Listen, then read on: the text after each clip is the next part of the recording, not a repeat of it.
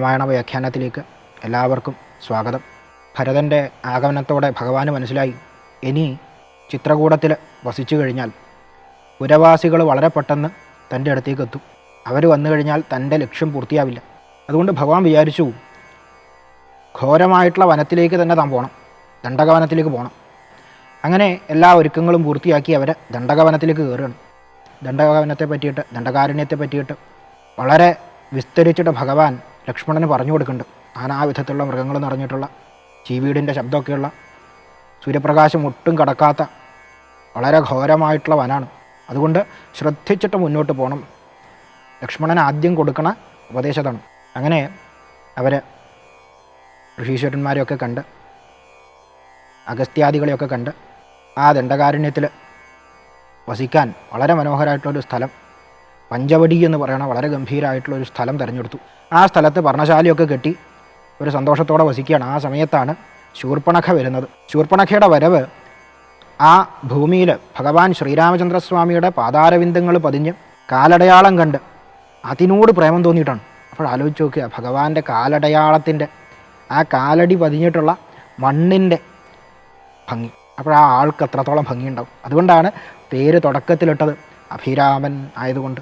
എന്ത് പ്രപഞ്ചത്തെ മുഴുവൻ രമിപ്പിക്കുന്നവൻ, ജഗദഭിരാമനാണ്, ജഗത്തിനെ മുഴുവൻ അഭിരമിപ്പിക്കുന്ന പരമാനന്ദ സ്വരൂപം. ആ പാട് കണ്ടിട്ട്, ആ കാലടയാളം കണ്ടിട്ട് അതിനോട് പ്രേമം തോന്നി ശൂർപ്പണഖ വരികയാണ്. എന്നിട്ട് ഭഗവാനോട് ആദ്യം തന്നെ കാര്യം പറഞ്ഞു, ഞാൻ ഇന്ന ആളാണ്, രാവണൻ്റെ പെങ്ങളാണ്, അതുകൊണ്ട് അങ്ങ് എന്ത് ചെയ്യണം, എൻ്റെ കൂടെ വസിക്കുക. അപ്പോൾ ഭഗവാൻ ലക്ഷ്മണനെ കാണിച്ചിട്ട് പറഞ്ഞു, എൻ്റെ ഒരു അനുജനുണ്ട് ലക്ഷ്മണൻ, എൻ്റെ കൂടെ ആണെങ്കിൽ ഒരു സ്ത്രീയുണ്ട്, എൻ്റെ ഭാര്യയുണ്ട്. അവനാണെങ്കിൽ ഭാര്യ ഉണ്ട് വെച്ചാലും ഇവിടത്തേക്ക് കൊണ്ടുവന്നിട്ടില്ല, അതുകൊണ്ട് അവനൊരു കൂട്ട് വേണ്ടി വരും, അതുകൊണ്ട് നീ അവൻ്റെ അടുത്ത് ചെല്ലൂ എന്ന് പറഞ്ഞു. ലക്ഷ്മണനും തിരസ്കരിച്ചു. അപ്പോൾ ഭഗവാന്റെ അടുത്തേക്ക് വീണ്ടും വന്നു. ഭഗവാൻ പറ്റില്ല എന്ന് പറഞ്ഞു, ലക്ഷ്മണൻ്റെ അടുത്ത് പോയി. അങ്ങനെ കുറച്ച് സമയം കഴിഞ്ഞപ്പോൾ ശൂർപ്പണഖ വിചാരിച്ചു, സീതാദേവി ഉള്ളത് കൊണ്ടാണ് തനിക്ക് രാമനെ കിട്ടാത്തത്. ആ സീതയെ എങ്ങനെയെങ്കിലും അപായപ്പെടുത്തി കഴിഞ്ഞാൽ, വധിച്ചു കഴിഞ്ഞാൽ എനിക്ക് രാമനെ കിട്ടും. ഇതാണ് നേരത്തെ പറഞ്ഞ മനസ്സിൻ്റെ ചാഞ്ചാട്ടം.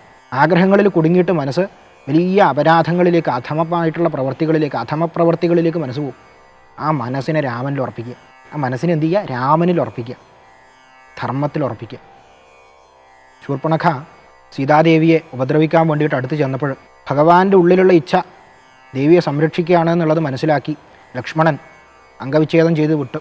അപ്പോൾ അഞ്ജനശൈലം പോലെയുള്ള ശരീരത്തു നിന്ന് 6 പൊട്ടി ഒലിക്കണത് മാതിരി ചോര ഒലിപ്പിച്ചുകൊണ്ട് ശൂർപ്പണഖ കരഞ്ഞുകൊണ്ട് ഓടുകയാണ്. അപ്പോൾ ഭഗവാന് മനസ്സിലായി, ഇനി വരാനിരിക്കണത് ഖരനുണ്ട്, ദൂഷണനുണ്ട്, ത്രിശിരസുണ്ട്, അതിൻ്റെ പിന്നാലെ സാക്ഷാൽ രാവണൻ വരും. ഇതൊക്കെ കണക്ക് കൂട്ടിയിട്ടാണ് ഭഗവാൻ ഇരിക്കുന്നത്.